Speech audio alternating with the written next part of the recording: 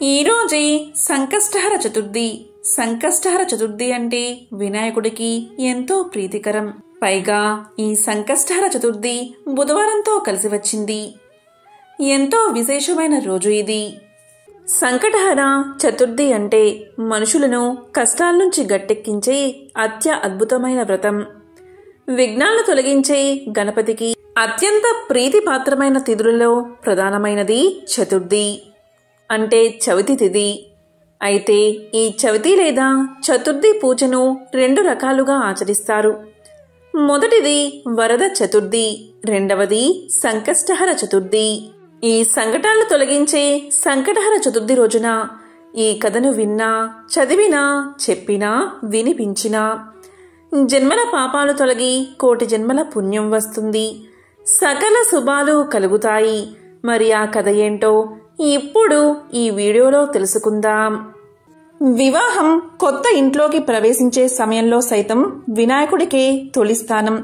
పురాణాల ప్రకారం గణేశుడు పార్వతీ పరమేశ్వరుల పుత్రుడు.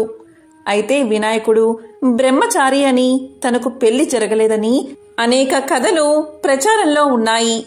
ఎందుకు అంటే వినాయకుడు బ్రహ్మచారిగా ఉండాలని కోరుకున్నాడట. కానీ వినాయకుడికి ఒకరితో కాదు, ఏకంగా 2 మహిళలతో వివాహం జరిగిందని కొన్ని పురాణ కథలు చెబుతున్నాయి.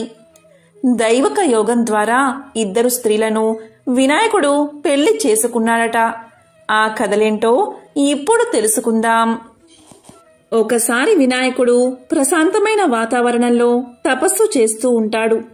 ఆ సమయంలో అటుగా వెళుతున్న తులసి గణేశుణ్ణి చూసి ఆకర్షితురాలు అవుతుంది. అంతేకాదు, వినాయకుణ్ణి వివాహం చేసుకోవాలని కోరుతుంది. దానికి విఘ్నేశ్వరుడు ఇలా చెప్తాడు: చూడు తులసి, నేను బ్రహ్మచారిని, నిన్ను వివాహం చేసుకోవడం కుదరదు అని చెప్పి ఆమె ప్రతిపాదనను వినాయకుడు తిరస్కరిస్తాడు. దానికి తులసి ఇలా పలుకుతుంది: చూడు విఘ్నేశ్వర, ఆడదాన్నై ఉండి మనసులో కోరిక చెప్పి నీ ముందు పెట్టినా కూడా నీవు నన్ను తిరస్కరించావు. కాబట్టి నీకు ఇదే నా శాపం. నీవు ఎలా అయితే నన్ను పెళ్లి చేసుకోనని తిరస్కరించావో ఆ పెళ్లి నీకు 2 అవుతుంది.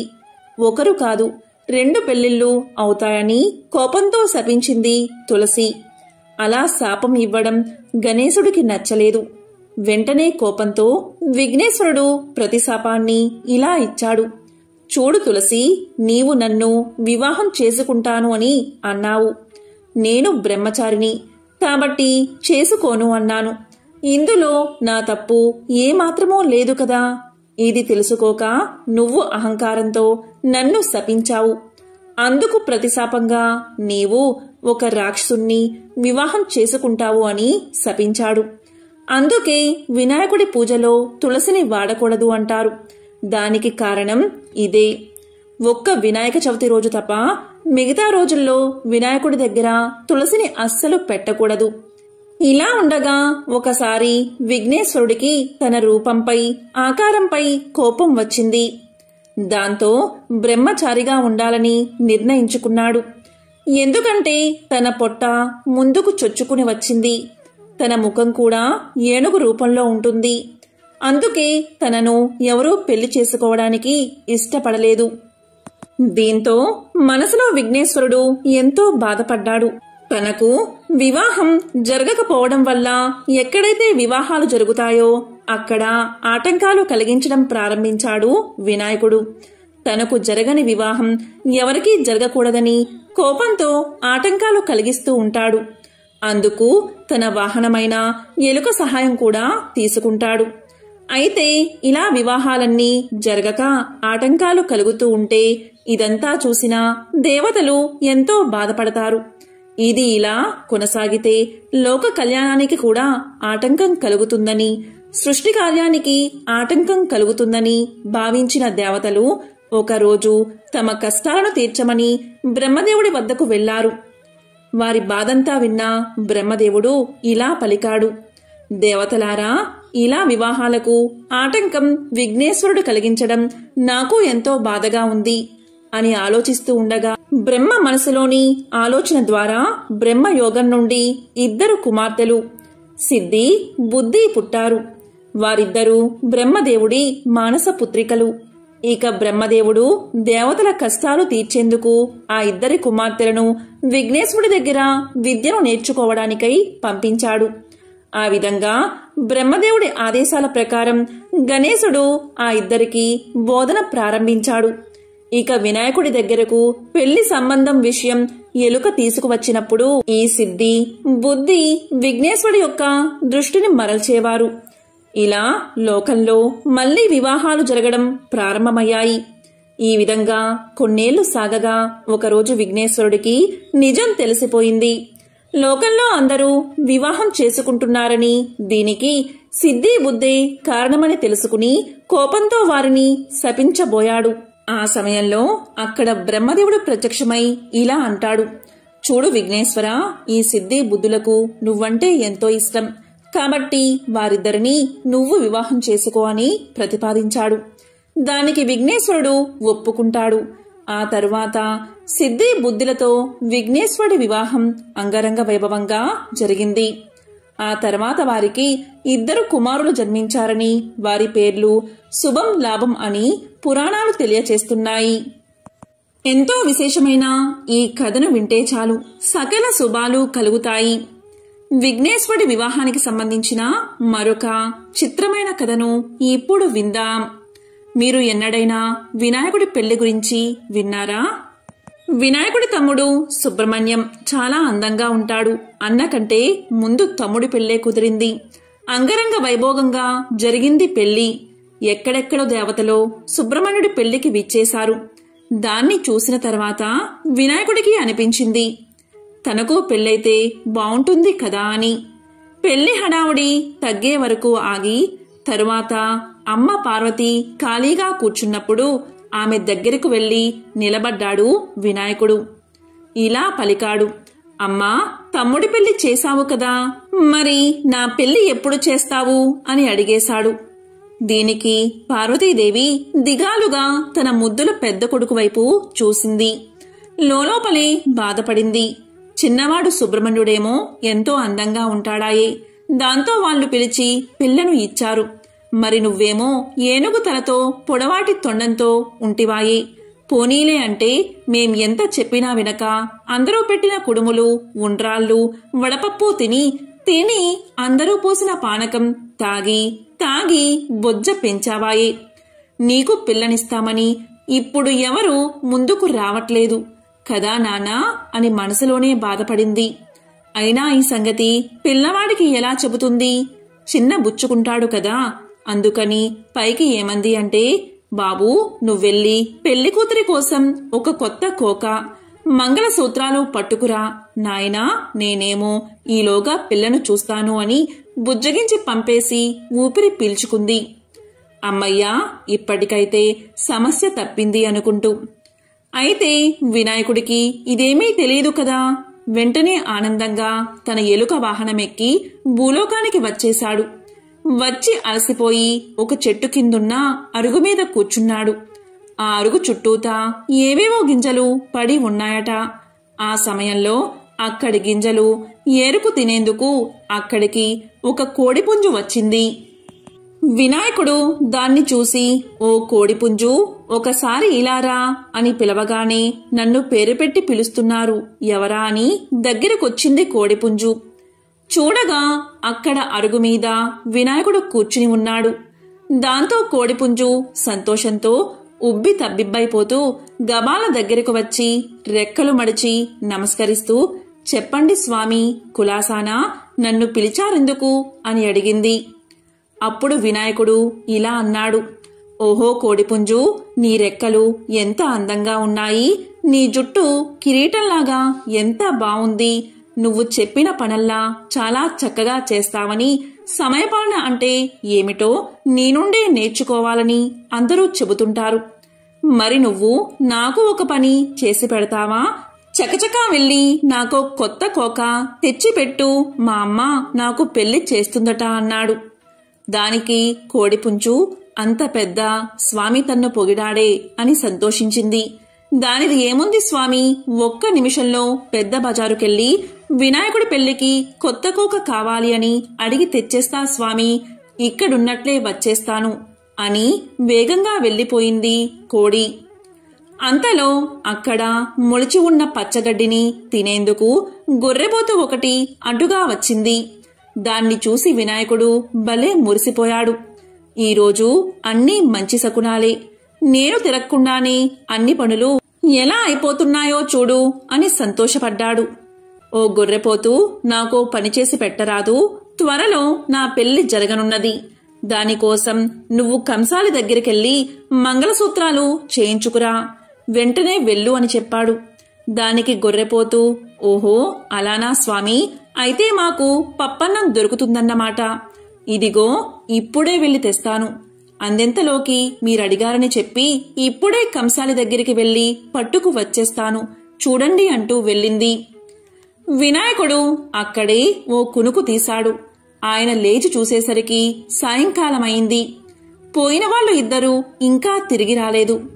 ఇక దాంతో వినాయకుడే మెల్లిగా ఎలుక వాహనం ఎక్కి బయలుదేరాడు. ఇద్దర్నీ వెతుక్కుంటూ కొంత దూరం వెళ్లేసరికి కోడిపుంజు కనిపించింది. ఏమే కోడిపుంజు, నా కొత్త కోక ఎక్కడా అని అడిగాడు దాన్ని.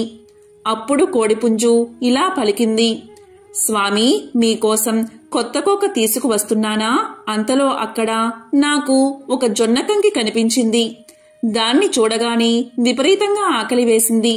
ఒక్క కంకి తినేసి వద్దామని మీ కొత్త కోకను పక్కన పెట్టి కంకి తినేసి వచ్చాను. అలా చేసేసరికి అక్కడ కోకలేదు. దాంతో ఇక మధ్యాహ్నం నుంచి దాన్నే వెతుకుతూ తిరుగుతూ ఉన్నానయ్యా అని చెప్పింది. దాంతో వినాయకుడు ఇలా అన్నాడు, చూడు కోడిపుంజు, నువ్వు కొత్త కోక తీసుకువస్తేనే నా పెళ్లి. అందుకని త్వరగా వెళ్లి వెతుక్కురా, లేకపోతే ఎలుక చేత నిన్ను కొరికించేస్తా, జాగ్రత్త అని బెదిరించాడు. దాంతో కోడిపుంజు కొత్త కోకో అని అరుచుకుంటూ ఆ కొత్త కోక కోసం ఈనాటికి వెతుకుతూనే ఉంది. పాపం ఆ అరుపేనట మనకు కొక్కరొక్కో అని వినబడేది. కోడిపుంజు కోక తేకపోయేసరికి ఇక సరేలే అని వినాయకుడు గొర్రెను వెతుకుతూ ఆ బజారు ఈ బజారు తిరిగాడట. అనుకున్నట్లుగానే గొర్రెపోతు ఎదురయ్యింది. స్వామి కోపంగా, ఏ గొర్రెపోతూ, నా తాలిబొట్టెక్కడా అనగానే అది వణికిపోతూ, స్వామి తమరు అడిగారని చెప్పగానే కంసాలి కనకయ్య తాలిబొట్టు చేసి ఇచ్చేశాడు. ఆ తర్వాత వస్తూ ఉంటే నాకు ఆకలి వేసింది. ఆ సజ్జ చేలో గడ్డి తింటూ ఒక్క క్షణం ఏమారాను. అంతలోనా ఎవరో ఆ తాలిబొట్టు కాజేశారయ్యా అని భయపడుతూ చెప్పింది గొర్రెపోతు. వినాయకుడికి మహా కోపం వచ్చేసింది. నువ్వు త్వరగా వెతికి తెచ్చివు, నా పెళ్లి జరగాలి అంటే ఆ తాళి కావాల్సిందే అనేశాడు కోపంగా. అలాగే స్వామి అని గొర్రెపోతూ పాపం ఆనాటి నుండి ఈనాటి వరకు వంచిన తల ఎత్తకుండా ఆ తాలిబొట్టు కోసం వెతుకుతూనే ఉంది. అయినా ఏం చేస్తాం, ఈ రోజు వరకు కూడా అటు తాలిబొట్టు కాని ఇటు కొత్త కోక గాని రానేలేదు. దాంతో మరి వినాయకుడి పెళ్లి జరగనేలేదు. పైపెచ్చు వినాయకుడి పెళ్లికి 1000 విఘ్నాలు అన్న సామెత కూడా పుట్టింది.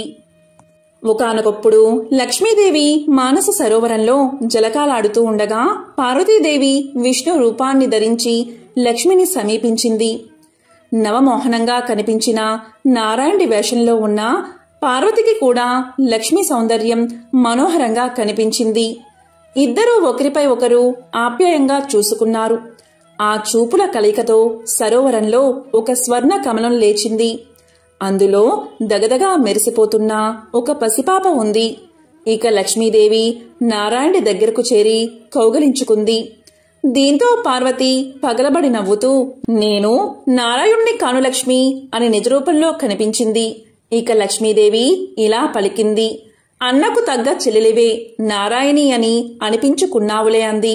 ఇక పార్వతీదేవి ఇలా అంటుంది, అప్పుడు విష్ణువు మోహిని రూపంలో శివుణ్ణి మాయొచ్చిన దానికి ఇది చల్లు అంది. స్వర్ణ కమలంలోనే ఉన్న పసిదాన్ని చూసి ఇద్దరూ ఎంతో మురిసిపోయారు. అపారమైన ప్రేమ పుట్టి చేతుల్లోకి తీసుకున్నారు. అప్పుడు విఘ్నేశ్వరుడు ప్రత్యక్షమై ఇలా పలికాడు, తల్లులారా, మీ ఇద్దరి అంశలతో అవతరించిన ఈ బిడ్డ పార్వతీ పరంగా జయ, లక్ష్మీ పరంగా శ్రీ కలిసి జయశ్రీగా పెరుగుతుంది. ఈమెకు వరుడు కూడా శివకేశవుల అంశలతో అవతరించి ఉన్నాడు. అని చెప్పి పసిదానితో ఉన్న స్వర్ణ కమలాన్ని కావేరీ నదిలో ఉంచిరమ్మని వాయుదేవుణ్ణి పంపాడు. ఇక వాయుదేవుడు అలాగే జయశ్రీని కావేరీ నదికి చేర్చాడు. ఇక దక్షిణ ప్రాంతాన్ని పాలించే చక్రవర్తి స్వర్ణ కమలంలో కనిపించిన బాలికను వరప్రసాదంగా భావించి తన పుత్రికగా తీసుకువెళ్లి నామకరణ మహోత్సవం జరిపిస్తూ ఉన్నాడు. ఆ సమయంలో ఆకాశవాణి ఇలా పలికింది, ఓ చక్రవర్తి, ఈమెకు జయశ్రీ అని పేరు పెట్టు అని పలికింది.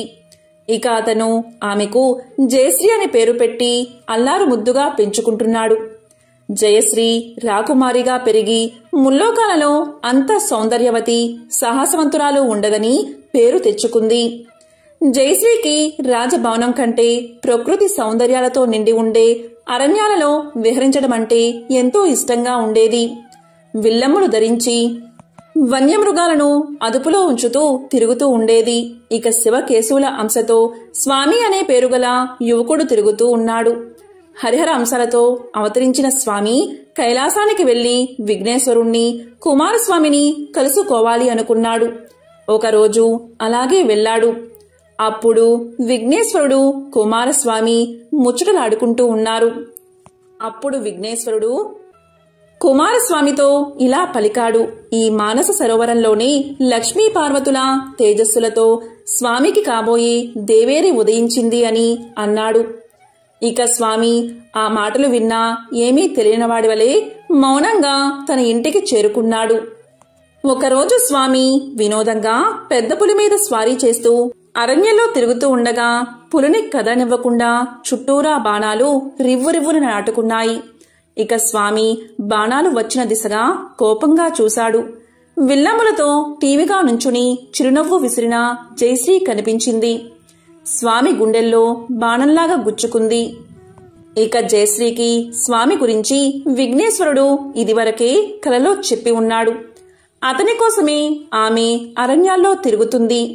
ఇక నారదుడి ఆదేశం ప్రకారం జయశ్రీకి స్వయంవరం ఏర్పాటు చేశాడు చక్రవర్తి. ఆమె ఎంతో సౌందర్యవతి కావడంతో రాజాది రాజులుగా మారు వేషాల్లో ఇంద్రాది దేవతలు కూడా వచ్చారు. స్వామి మాత్రం ఒక సాధారణ యువకుడి రూపంలో విల్లమ్ములు ధరించి ఒక పెద్ద నల్ల కుక్కను వెంట పెట్టుకుని వచ్చాడు. ఇక రాజాది రాజులు గర్వం వెలకబోస్తూనే స్వామిని అతని పెంపుడు కుక్కను ఎగతాళి చేశారు. దీంతో స్వామి యొక్క కుక్క పెద్ద పులిగా మారింది. ఇక స్వామి దానిపై కూర్చున్నాడు. దీంతో స్వామిని చూసిన జయశ్రీ పరిగెత్తుకుంటూ వచ్చి అతని మెడలో వరమాల వేసింది.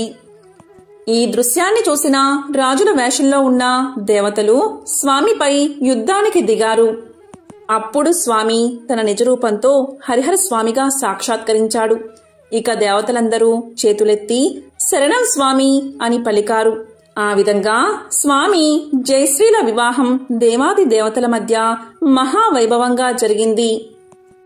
వశిష్ఠ మహర్షిని చూసి సూరసేన మహారాజు ఇలా అడిగాడు, మహాత్మా, సంకష్టహర చతుర్థి వ్రత మహత్యాన్ని తెలియచేయండి అని కోరగా వశిష్ఠుడు ఇలా చెప్పసాగాడు. మహారాజా, పూర్వం కృతవీరుడు అనే రాజు ఉండేవాడు. పరమ ధర్మాత్ముడు, ధర్మశీలుడు. బ్రాహ్మణుల పట్ల దేవతల పట్ల భక్తి ప్రపత్తులు కలిగి ఉండేవాడు. ఎంతో పుణ్యాత్ముడై ఉండి కూడా అతనికి ఎంతకాలానికి సంతాన భాగ్యం కలగలేదు. అప్పుడు అతడు తన రాజ్యాన్ని మంత్రులకు అప్పగించి అడవులకు వెళ్లి కేవలం గాలిని మాత్రమే సేవిస్తూ సంతానం కోసం కఠోరమైన తపస్సు చేయసాగాడు. ఎంత ఘోర తపస్సు చేసినా పరమేశ్వరుడు అతన్ని అనుగ్రహించలేదు. దీనికి కారణం అతడు పూర్వజన్మలో పాపాలు ఎక్కువగా చెయ్యడమే.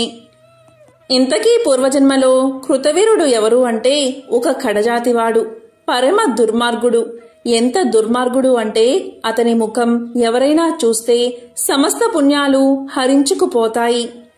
అతను ఒక సందర్భంలో ధనం కోసం 12 మంది బ్రాహ్మణులను దారుణంగా హత్య చేశాడు. ఆ బ్రహ్మ హత్యా దోషమే, పాతకమే అతడిని తరువాత జన్మలో అంటే కృతవీర్యుడుగా పుట్టిన తర్వాత కూడా వేధిస్తుంది. కఠినాత్ముడిగా జన్మించిన ఆ జన్మలోనే అతనికి తెలియకుండానే సంకష్టహర చతుర్థి రోజు చంద్రోదయ సమయంలో గణపతిని స్మరించడం వల్ల అదే జన్మలో సంకష్టహర చతుర్థి రోజు చంద్రోదయ సమయంలో మరణించడం వల్ల తరువాత జన్మలో అతను కృతవీర్యుడు అనే రాజుగా జన్మించాడు. అనుకోకుండా అతనికి తెలియకుండానే ఆ జన్మలో అతను గణపతిని ఏ విధంగా జపించాడు అంటే అది సంకష్టహర చతుర్థి రోజు. ఆ కఠినాత్ముడికి ఎక్కడా దొరకని ఆహార పదార్థాలు ఆ రోజు అతనికి లభించాయి. అతని కుమారుడి పేరు గణపతి. ఆ తినే పదార్థాలను తన కుమారుడితో కలిసి భోంచెయ్యాలని ఆ పుణ్య దినం రోజు చంద్రోదయ కాలంలో గణపతి తొందరగా రాబాబు అంటూ కొడుకును అనేకసార్లు పిలిచాడు ఆ దుర్మార్గుడు. సంకష్టహర చతుర్థి గణపతికి ఎంతో ప్రీతిపాత్రమైన రోజు. ఆ రోజు ఏ ఉద్దేశంతో అయినా సరే ఎవరైనా గాని గణపతిని ఒక్కసారి స్మరిస్తే చాలు, అతను ఎంత కఠినాత్ముడైనా సరే అతనికి విశేష పుణ్యం లభిస్తుంది. ఆ విధంగా తెలియక గణపతి నామాన్ని స్మరించగానే అతనికి కూడా అనంతమైన పుణ్యం లభించింది. ఆ తరువాత మళ్లీ కొంతకాలానికి అదే సంకష్టహర చతుర్థి రోజు చంద్రోదయ సమయాన అతనికి మరణం సంభవించింది. అతనికి పుణ్యలోకం ప్రాప్తించింది. మహాగణపతి యొక్క లోకాన్ని పొందాడు. ఆ పుణ్య విశేషం వల్ల మరు జన్మలో కృతవీర్యుడు అనే రాజుగా జన్మించాడు. అయితే పూర్వజన్మలో 12 మంది బ్రాహ్మణులను అకారణంగా చంపిన బ్రహ్మహత్యా పాపం వల్ల అతనికి ఈ జన్మలో ఎంతటి కఠోరమైన తపస్సు చేసినా కూడా సంతాన భాగ్యం కలగలేదు. అయితే కృతవీర్యుడు కనుక 1 సంవత్సరం పాటు నియమపూర్వకంగా గణపతి వ్రతాన్ని ఆచరిస్తే తప్పకుండా సంతాన భాగ్యం కలుగుతుంది అని బ్రహ్మదేవుడు కృతవీర్యుడి తండ్రికి తెలియచేశాడు.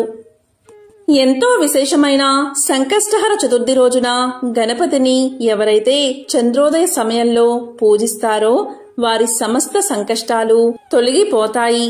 బిడ్డలు లేని వారికి సంతానం కలుగుతుంది. వారి యొక్క సమస్త మనోభీష్టాలు నెరవేరతాయి.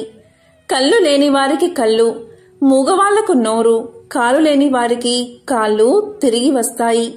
రాజ్యం పోయిన వారికి తిరిగి రాజ్యం వస్తుంది. ఆ విధంగా కృతవీర్యుడు సంకష్టహర చతుర్థి వ్రతాన్ని ఆచరించి మహాబల పరాక్రమవంతుడైన కార్తవీర్యార్జునుణ్ణి కుమారుడిగా పొందాడు. అంతేకాదు కార్తవీర్యార్జునుడు కూడా సంకష్టహర చతుర్థి వ్రతాన్ని ఆచరించి సహస్ర బాహువులను పొందాడు. అలాగే మేరు పర్వతమంతా దేహాన్ని కూడా పొందాడు. ఈ భూమండలానికి అత్యంత బల సంపన్నుడిగా ఎదిగాడు అని వశిష్ఠుడు సూరసేన మహారాజుకు తెలియచేశాడు. కాబట్టి ఎంతో పవిత్రమైన ఈ కథను ఈ రోజు విన్నా, చెప్పినా, చదివినా అన్ని ఆటంకాలు తొలగి మీరు చేసే ప్రతి పనిలో విజయం కలుగుతుంది. అష్టైశ్వర్యాలు, భోగ భాగ్యాలు కలుగుతాయి. ఈరోజు ఈ పవిత్ర కథను విన్నా, చెప్పినా, చదివినా ఆటంకాలు, దరిద్రం తొలగి జీవితంలో అన్ని జయాలే కలుగుతాయి. మరి ఆ కథ ఏంటో, తప్పకుండా వినవలసిన ఆ విశిష్టమైన కథ ఏంటో ఇప్పుడు విందాం.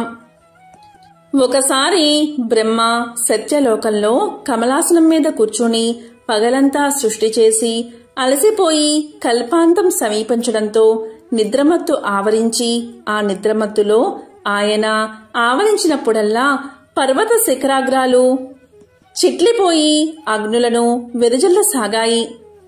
నిద్ర పట్టే సమయాన కళ్ళు చెమ్మగిల్లి ఆకాశంలో గుంపులుగా కూడిన ప్రళయం మేఘాల మెరుపులతో భయంకరంగా గర్జిస్తూ ఏనుగు తొండంలాంటి వర్షాన్ని వర్షించి లోకాన్ని జలమయం చెయ్యసాగాయి. బ్రహ్మ కనురెప్పలను బరువుగా వాల్చడం ప్రారంభించేసరికి అన్ని దిక్కుల్లో కూడా గాఢాంధకారం అలుముకుంది. ఇలాంటి ప్రళయ పరిస్థితుల్లో బ్రహ్మ నిద్రించాడు. ఆయనకు ప్రళయం అనేది రాత్రి కాలం, తిరిగి నూతన కల్పారంభం కానున్న సమయం ఆసన్నమైంది. సరికొత్త జగత్తు మీద వెలుగు ప్రసరించబోతున్న తరుణంలో సరస్వతీదేవి వీణను సవరించి భూపాల స్వరాలను నెమ్మదిగా పలికిస్తూ ఉండగా బ్రహ్మకు మెలకువ వచ్చింది. ఆయన పద్మాసనం వేసి కూర్చుని 4 ముఖాలతో 4 దిక్కులా కలియ చూడసాగాడు. కింద ఉన్న జగత్తు అంతా నీటిమయమై మహాపర్వతాల్లాంటి కెరటాలతో కల్లోలంగా ఉంది. ఆ తరంగాల మధ్య తెల్లని మిరుమిట్లు గొలిపే ఒక కాంతి రేఖ కనిపించింది. ఆ కాంతిలో తరంగాలపై తేలుతూ ఒక పెద్ద మర్యాకు, దానిమీద చందమామ లాంటి పసివాడు పడుకుని కుడికాలి బొటనవేలును చప్పరిస్తూ కనిపించాడు. అప్పుడు బ్రహ్మ చేతులు జోడించి కన్నులు మూసి ధ్యానించి తెరిచేటంతలో ఒక వింత దృశ్యం కనిపించింది. పసివాడు విరాట్ స్వరూపమైన పరబ్రహ్మే అని బ్రహ్మకు తెలియవచ్చింది. ఆ పిల్లవాడు ఏనుగు తలను కలిగి ఉండి బొటన వేలును నోట్లో పెట్టుకుని చప్పరిస్తూ చాలా ప్రసన్నంగా ఉన్నాడు. చంద్రకాంతితో ప్రకాశిస్తూ ఉన్నాడు. 4 చేతులు కలిగి ఉన్నాడు. బ్రహ్మ ఆశ్చర్యంగా చూస్తున్న మరు నిమిషంలో ఆకుతో సహా ఆ పిల్లవాడు అదృశ్యమైపోయాడు. బ్రహ్మకు ఆ ప్రదేశంలో ఎత్తుగా లేచిన పెద్ద మట్టి దిబ్బ ఒకటి కనిపించింది. క్రమక్రమంగా నీటి నుండి విశాలమైన భూభాగాలు, సముద్ర భూభాగాలు ఏర్పడ్డాయి. ఇక బ్రహ్మ సృష్టికి పూనుకున్నాడు. మొదట పర్వతాలు, నదులు ఏర్పడాలని సంకల్పించి కమండలంలోంచి నీరు తీసి జగత్తు మీద చల్లి అటు తర్వాత వృక్షాలను, ఖనిజాలను సంకల్పించాడు. తరువాత కదలాడే జీవరాశిని, మొదట సముద్రంలో చేపలను, తరువాత భూమి మీద జంతుజాలాన్ని, క్రిమికీటకాలను, పక్షుల్ని సృజించాడు. తరువాత మనుషులను సంకల్పించి కమండలంలోని ఉదకాన్ని చెల్లాడు బ్రహ్మ. సృష్టిని చేస్తూ ఉన్నంతసేపు సరస్వతీదేవి వీణను వాయిస్తూనే ఉంది. ఎందువల్లో అనుకోని విధంగా వీణ అపశృతి పలికింది. సరస్వతీదేవి నివ్వెరపడుతూ కిందకు చూసి మరింత నివ్వెరపోయింది. బ్రహ్మ అర్ధాంగి యొక్క నివ్వెరపాటుకు అర్థం కాక కమలాసనం నుండి వంగి కిందకు చూశాడు. పర్వతాలు బోర్లా పడుతూ ఉన్నాయి. శిఖరాలు భూమిలోకి పాదుకుని వెడల్పుగా ఉన్నాయి. పర్వతాలు సూర్యరశ్మి పడకుండా గొడుగులాగా ఎగురుతూ ఉన్నాయి. నదులు సాగరం నుండి ఎత్తు ప్రదేశాలకు చేరబోతున్నాయి. వృక్షాలు తలకిందులుగా వేళ్లు ఆకాశానికి తగులుతున్నాయి. సముద్ర తలం మీద జలచరాలు తేలుతూ కుప్పి గంతులు వేస్తున్నాయి. కొన్ని నిటారుగా పయనిస్తున్నాయి. కొన్ని జలచరాలు గాలిలో ఎగురుతున్నాయి. జంతువులు వికృతంగా పుట్టాయి. తలలు లేకుండా కొన్ని, కాళ్ళు లేకుండా కొన్ని, ఒక కాలివి కొన్ని, 3 కాళ్ళవి కొన్ని, చెవులు ఉండి కొన్ని, నోరు లేనివి కొన్ని, తోకలకు తలలు ఉన్నవి కొన్ని, తలలకు తోకలు ఉన్నవి కొన్ని, ఇలా వికృతంగా కనిపించాయి. పక్షులకు రెక్కలు లేవు. ఈ వక్రాలంటినీ గమనించి బ్రహ్మ ఎంతగానో కలవరపడుతూ తన మనుష్య సృష్టి ఎలా ఉందో అని ఆతృతంగా ఒకసారి భూమి వైపు చూశాడు. మనుషుల్లో కొందరికి 2 తలలు ఉన్నాయి.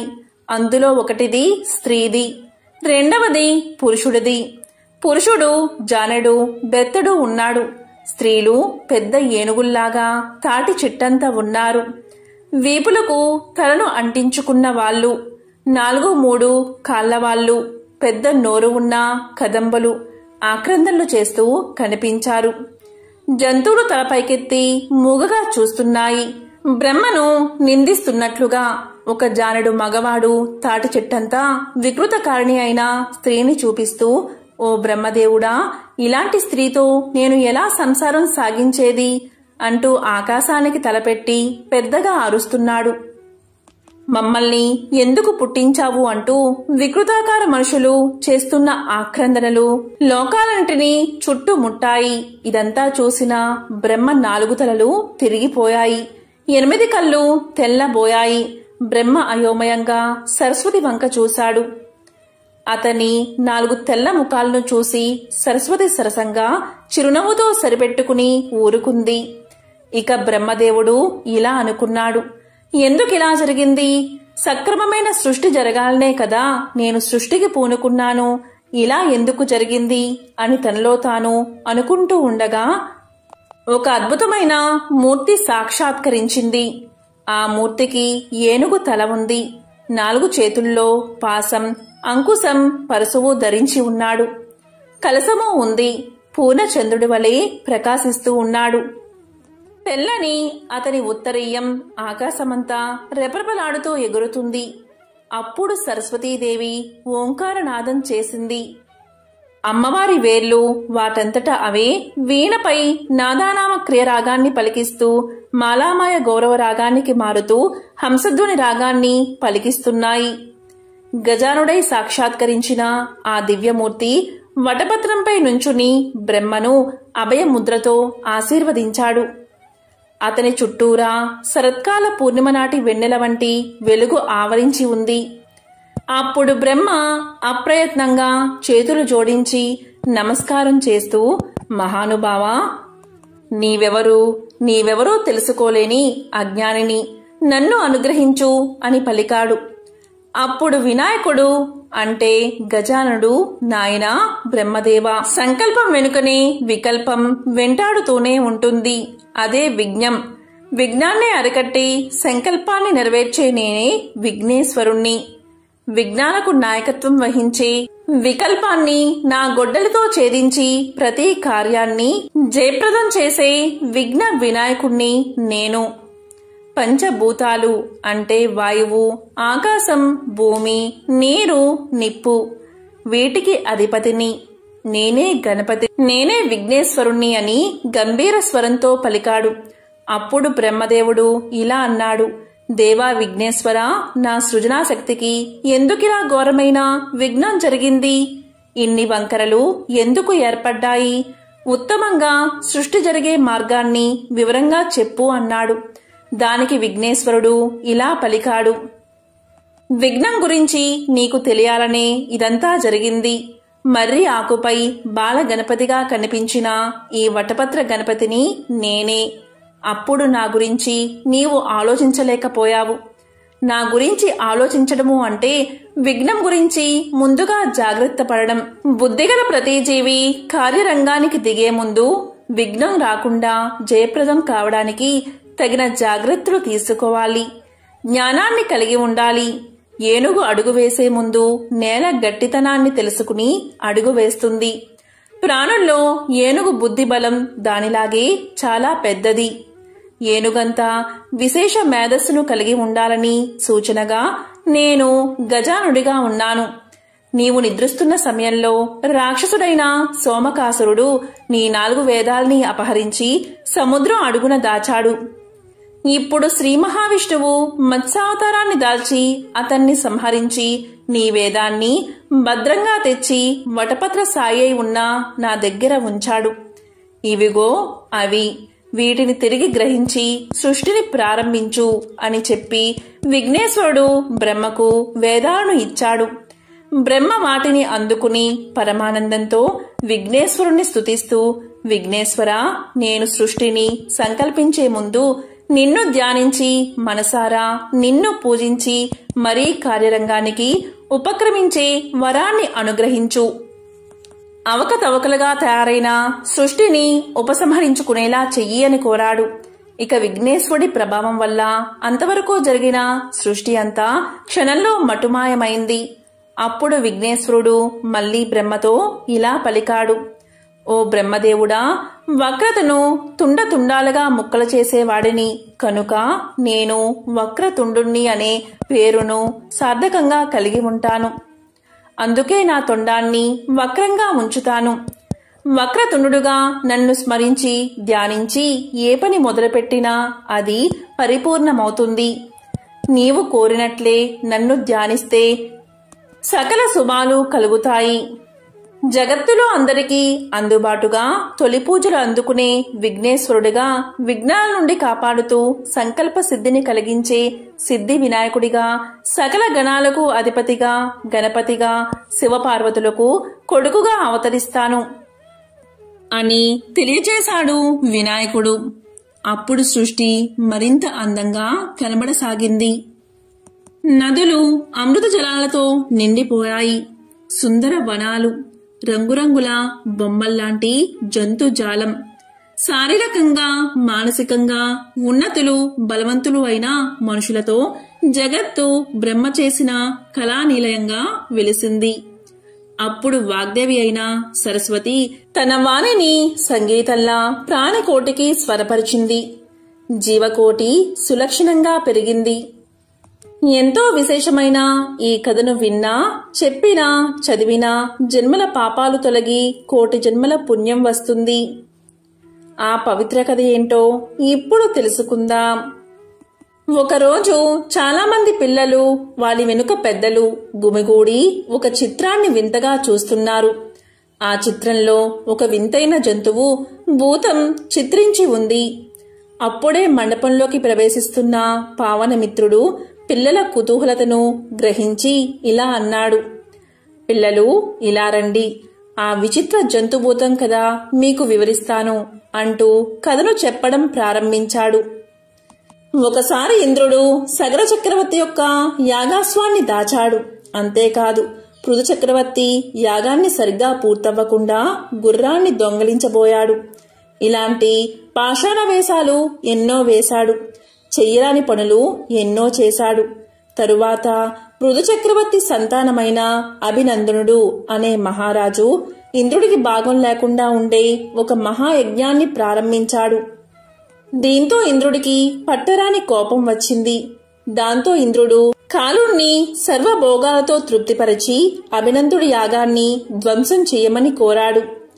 కాలుడు కాలానికి అధినేత. జీవుల జీవన మరణాలకు కాలుడే మూలం.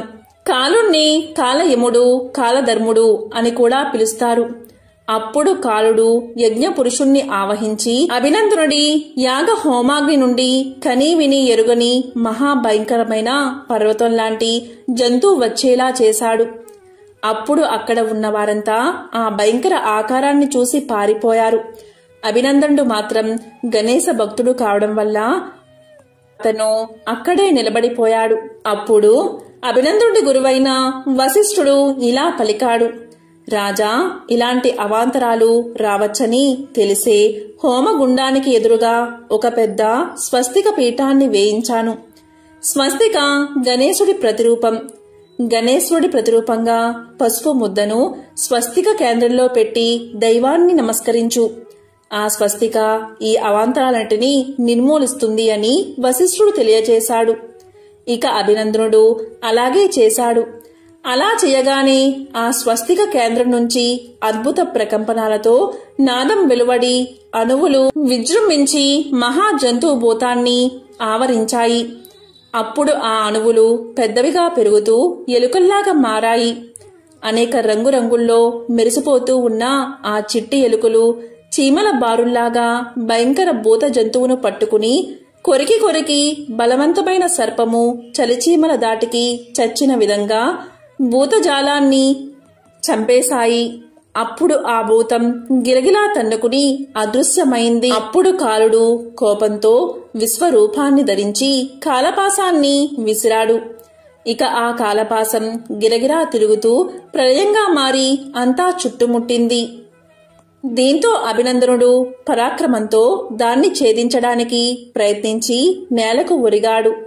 ఇక కాలపాసం మరింత విద్రుతను పెంచి జీవకోటిని అంతం చేస్తూ దూసుకుపోతూ ఉంది.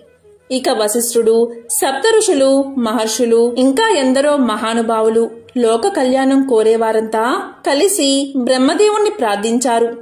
ఇక బ్రహ్మదేవుడు ప్రత్యక్షమై ఇలా పలికాడు. ఓ మునులారా, కాలపాసాన్ని తప్పించడం ఎవరి తరమూ కాదు.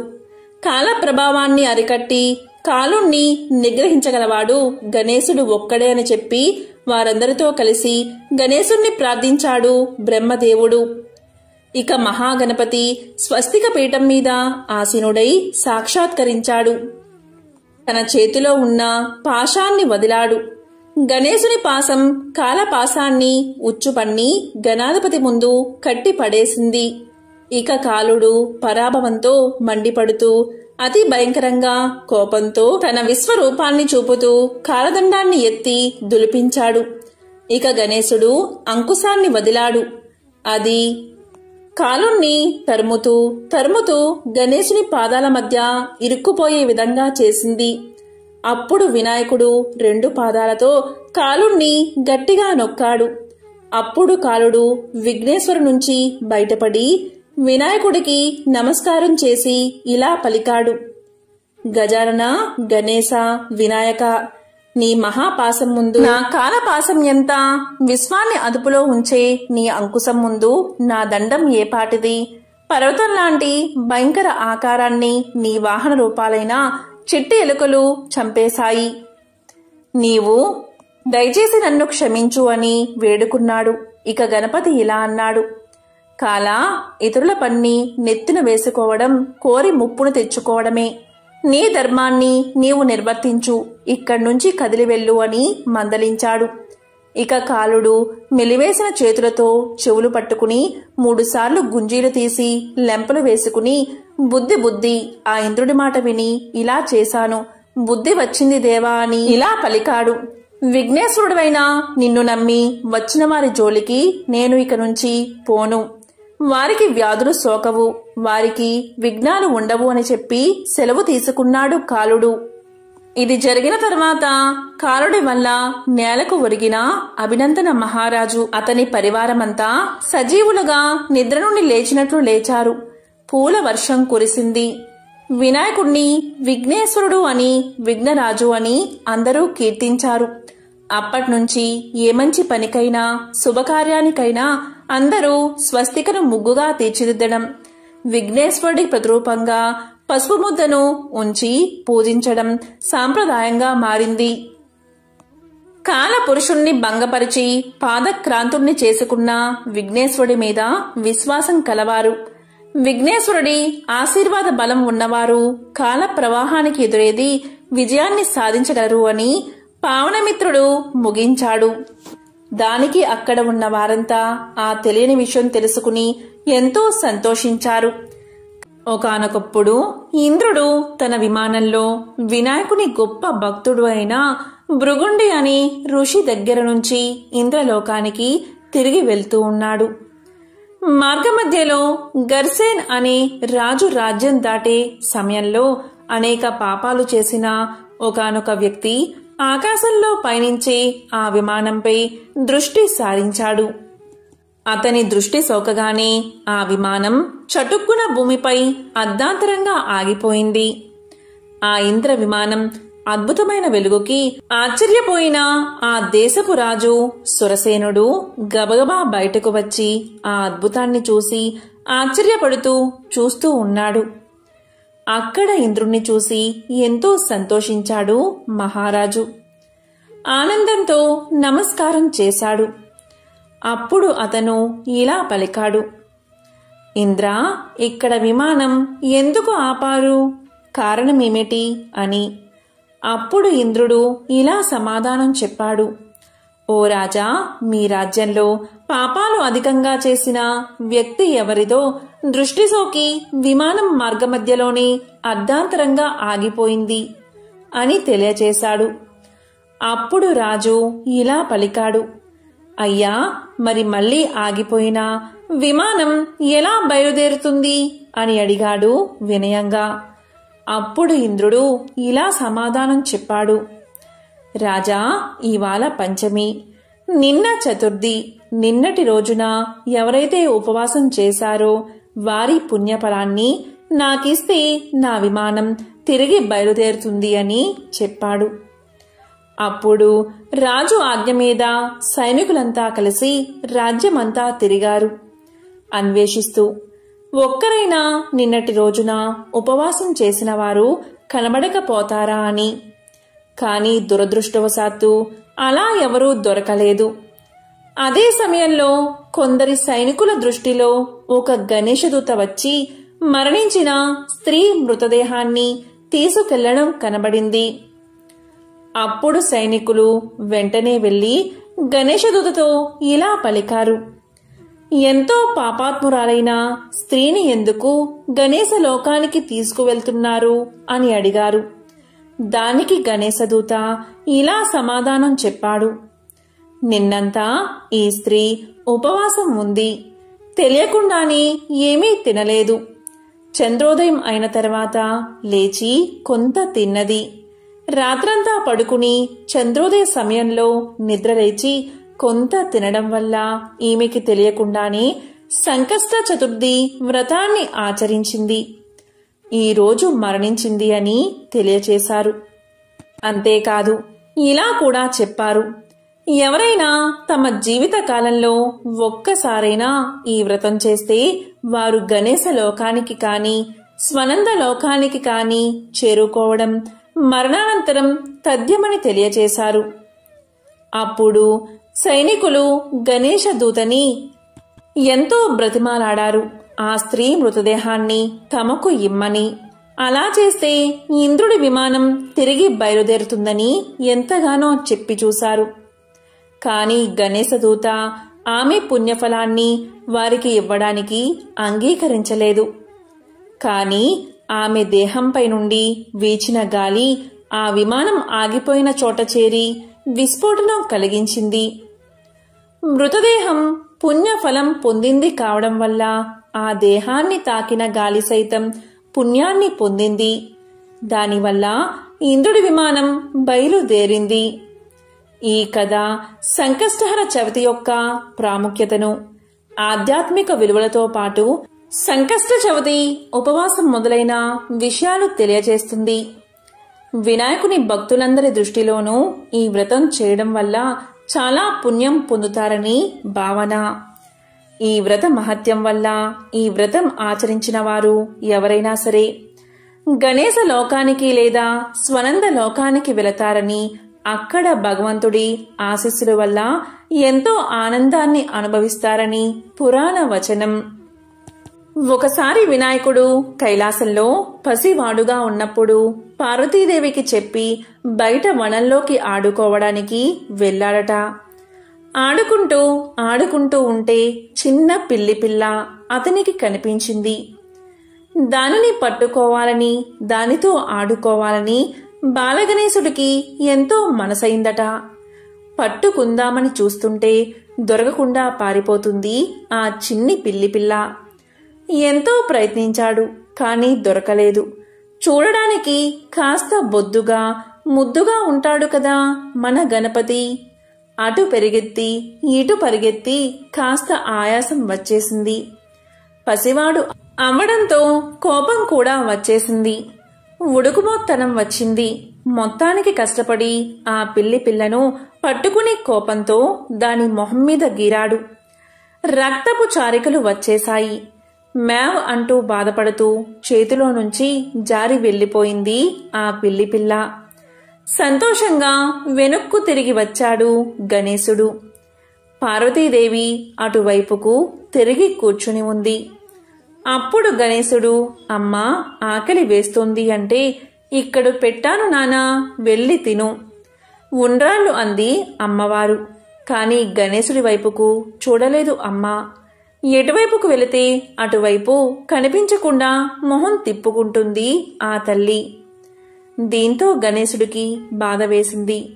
అమ్మా ఏం చేశాను నేను, ఎందుకిలా తల తిప్పుకుంటున్నావు అని అడిగాడు. అలా అడిగితే ఏమీ లేదు నాన్నా, నువ్వు వెళ్ళు అంది ఆ తల్లి. అలా కాదు, నిజం చెప్పు, ఏమైంది అంటూ బలవంతంగా పార్వతీదేవి ఎదురుగా వెళ్లి నిల్చున్నాడు చిన్ని గజాననుడు. తల్లి బుగ్గల మీద రక్తపు చారికలు కనిపించాయి. వెంటనే ఆవేశం వచ్చింది ఆ పార్వతీ తనయుడికి. ఎవరమ్మా ఇలా చేసింది? నిన్ను గాయపరిచేంత దుర్మార్గులు ఎవరు? చెప్పు, వెంటనే వెళ్ళి వాళ్ళను కొట్టి వస్తాను అన్నాడు. వేరే వాళ్ళైతే నువ్వు కొట్టి వస్తావు, చేసింది నువ్వే కదా అన్నది ఆ తల్లి. అదేంటమ్మా, నేను నిన్ను గాయపరచడం ఏమిటి అని ఆశ్చర్యపోయాడు బాల గణేశుడు. అప్పుడు పార్వతీదేవి నవ్వి, పిచ్చి తండ్రి, నీ ఎదురుగా కనిపిస్తున్నా నేనే నీకు అమ్మను అనుకుంటున్నావా? నేను ప్రపంచంలో చీమ మొదలు ప్రతిదానికి తల్లిని కదా. నువ్వు ఇందాక ఏం చేసి వచ్చావు, ఒక్కసారి గుర్తు తెచ్చుకో అని అడిగింది ఆ సర్వమంగళాదేవి. వెంటనే అర్థమైంది బాల గణేశుడికి. వెంటనే కన్నీళ్లతో గబగబా పరిగెడుతూ వనంలోకి వెళ్ళిపోయాడు. వనం మొత్తం తిరుగుతూ పిల్ల కోసం వెతికాడు. ఒక చెట్టు పొదల్లో మూలన కూర్చుని బాధగా అరుస్తుంది ఆ చిన్ని పిల్ల. ముఖం మీద గణేశుడు చేసిన గాయం తాలూకు రక్తపు చారికలు. వెంటనే దాన్ని దగ్గరకు తీసుకుని గాయాలకు మందు పూసి దానికి తినడానికి పెట్టి అప్పుడు వదిలిపెట్టి ఇంటికి వచ్చాడు గణేశుడు. ఇంటికి వచ్చేసరికి మొహం మీద గాయాలన్నీ మానిపోయి చల్లగా నవ్వుతూ ఎదురు వచ్చింది అతని తల్లి పార్వతీదేవి. చూడగానే తలవంచుకున్నాడు గణేశుడు. ఎక్కిళ్ళు పడుతూ, అమ్మా, పొరపాటు చేశాను, మన్నించు అంటుంటే అప్పుడు ఆ తల్లి ఏమని చెప్పిందో విని ప్రతి ఒక్కరూ కూడా విని తెలుసుకుని ఆచరించాల్సింది. నాన్నా, ప్రతి ఒక్క జీవిలో కూడా భగవంతుడు ఉంటాడు. నీవు నీ తల్లిని చూడగలిగితే ఎవరినీ బాధించలేవు. ఇది ప్రతి ఒక్కరూ జీవితంలో ఆచరించవలసింది. అనవసరంగా ఎవరినీ నొప్పించడం, శారీరకంగా మానసికంగా హింసించకూడదు. హింసించి పూజ చేశాను, వ్రతం చేశాను అంటే ఫలితం ఉండదు. అందరితో మంచిగా ఉంటూ ఉంటే అనుకోకుండానే తెలియకుండానే మనకు మంచి జరుగుతుంది అని ఆ తల్లి బాల గణేశుడికి చెప్పింది అని మన పెద్దవాళ్ళు చెబుతూ ఉంటారు. నలుగురితో మంచిగా ఉండడం, వీలైనంత సాయం చేస్తూ కలిసిపోవడం అనేవి మంచి లక్షణాలుగా ఆ పార్వతీ తనయుడికి తల్లి పసివయసులో బోధించింది. ఎంతో పవిత్రమైన విశిష్టమైన ఈ సంకష్టహర చతుర్థి రోజు ఈ కథలను వింటే చాలు, ఆ వినాయకుడి అనుగ్రహం తప్పకుండా మీకు కలుగుతుంది. ఓం గం గణపతయే నమః.